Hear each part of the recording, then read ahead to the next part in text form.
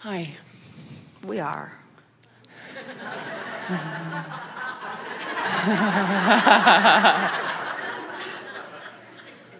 There is a drug-free high in the vortex. So I'm really new to this. The most I've heard is what I've heard today, and then I think maybe an hour on the way here in a CD. Doesn't matter. It doesn't matter what specifically you've heard about this. Words don't teach anyway. It's your life experience. And you heard enough today to feel enough resonance with what you're living that you're up to speed. So now what? Okay, good. So all the language that I'm hearing is helping explain what has been happening in terms of me making changes to get into the vortex and feeling better and better and better and better. And I've reached a place that feels really good. And all of a sudden appears something that feels like it's inviting me to expand again, I think is the language. It's good language and accurate. So what I can't tell right now is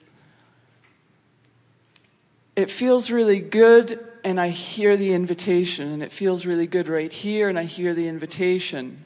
Feel the invitation. Then it's too soon to take action. Okay. But as you contemplate it and line up with it, the impulse will become undeniable. And that's the point that you take action.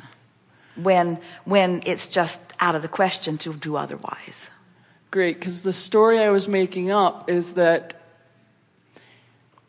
it's possible I could be so frightened of ecstasy that I can just go slower than is being invited. And all of that is possible. But if you even though what's invited, well, we'll just tell you, what you're being invited to is in your vortex. You put it there and it's been calling you there for a long time. Right. But that's beside the point of this conversation. Because if you go there, even though it's the best place in the world for you to be, before you're ready, it's not the best place in the world for you to be. Great. So even though it feels a little bit of discomfort not to go yet. So then you say, what's the greatest discomfort? To go or not to go? What's the path of least resistance? And the path of least resistance for now says, I'm just going to sit tight and I'm just going to do some of this vibrational work a little bit. And I'm going to use every excuse in the world on every subject that comes up to line up with who I am and line up with who I am. And then I'll just see where this calls me. Great. And it is our expectation that it'll call you right there, but there just won't be heel marks on the pavement when you go. Yeah. So what I'm hearing is I was feeling that it's possible to go too fast, and I hear it is if I go before it feels right. And the terminology we use is that when you use your action, that's what that demanding was we were sort of talking about. When you use your action rather than letting the natural current carry you, then it's harder than it needs to be. Great. And I also hear it's possible to go too slow when it's really clear for me to go and I begin to resist. Give us a little more detail about that. Well, let us say to you, it's sort of like being in a moving stream, and you don't have too much choice about how fast or slow you go, because the stream is sort of dictating that. But you can be in your boat paddling hard and keeping yourself from allowing yourself to go with the stream. And that's more what that go slow is. In other words, here's the best way to explain this to you. Since you're new to this, you may not have heard this from us, and it's a really easy thing to hear in light of what you just said. It will make perfect sense to you. So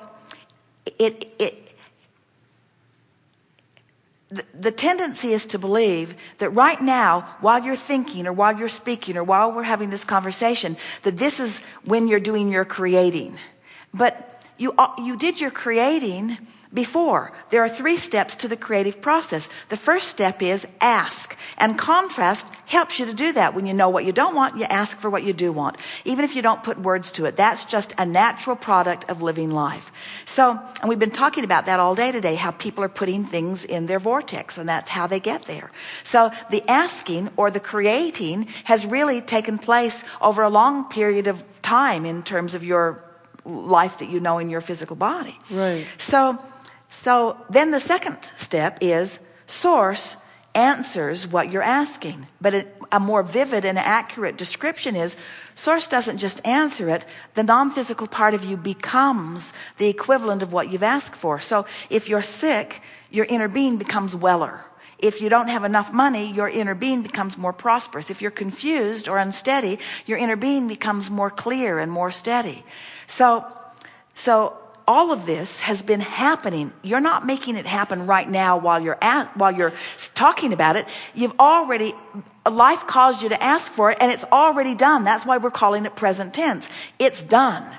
So 100% of what you're now doing as you're making an effort to get into the vortex is you're aligning with what is done.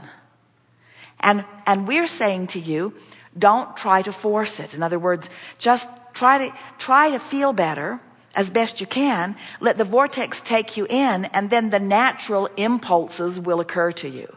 And you understand those because that's the whole framework of the conversation that you began with. In other words, I feel like I'm being called, but I'm not sure that I should really go. And that's that calling that's happening. And what this means, what you were describing means in terms of the way we are describing this vortex and your relationship to it is if you're in the vicinity of the vortex and not quite in, hopeful but not really believing or knowing, then that's what you were describing. In other words, that's the sensation.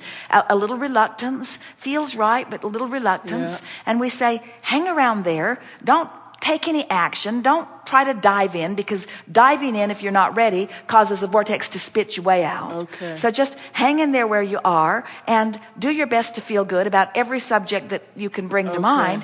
And till as you hover in this vicinity of the vortex, in the what we are calling the vibration emotional state of hope, every now and again the vortex will take you in. Every time the vortex takes you in, you have an experience of greater belief. So as that happens again and again and again, before you know it, you're more in the vortex than out relative to that particular subject. And then the impulses, the inspiration, that's when people say, what are you doing? And you say, I don't think I care what you think. Right. Because this is so compelling. And so it's like there's a higher calling here than the peanut gallery outside the vortex. Right. Great. So just one last piece then. So that's really helpful to settle into the knowing that says not quite yet, but I'm still in relationship to that calling. Because I'm doing the vibrational work. I got it. I've decided not to be an action creator. I'm a vibrational creator. Okay. So let's imagine one more moment where suddenly it becomes very clear to move. And I feel... And how does that feel? Intoxicating, exciting, compelling. Yeah. Sure. It feels sure. Very sure. And let's just imagine for a moment then rises fear. But those don't go together. Okay, because that's what I wanted to check. The fear could show up if you're in hope, and hope, doubt, worry, hope, doubt, worry, hope, doubt, worry, or hope, worry, doubt, hope, worry, doubt, hope, worry, doubt. Then fear can show up every now and again. But once you're hanging around over there in hope and optimism and understanding creative control of your life and using, we keep saying, using every excuse you can to compliment, to praise, rampages of appreciation, lists of positive aspects, just looking for reasons to milk that in the vortex feeling. What happens is your set point moves so far away from doubt and fear that it's just not something that's part of the conversation. Great. But in fairness, now let's talk about this, because we talked about this earlier. A friend was sitting here talking about how he understands that in the vortex, but he also experiences terror. And we were explaining that just like on the other side of knowing what you don't want is knowing what you do want, on the other side of knowing what you do want is knowing what you don't want. So the potential for all of that always exists.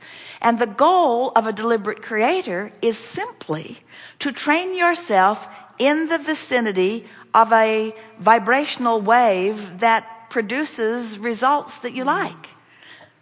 In other words, we'll never say to anyone that there is nothing to fear, because that's ludicrous. You can look around. There's all kinds of scary things that you don't want to experience. But we will say you don't ever need to experience them, because none of them have the ability to assert themselves into your experience. You can develop a propensity for a vibrational pattern like that, but you can't do it without feeling strong negative emotion. And it is so completely out of the realm of where your vibrational patterns are. People commonly use an expression to try to describe what you're talking about, waiting for the other shoe to drop. In other words, oh, this feels so good that I'm afraid to want it because the opposite of it would kill me. So there are a lot of people that say, oh, I should slow down my wanting. I shouldn't let myself want this. And we say, good luck on that. You can't slow it down. You don't have control.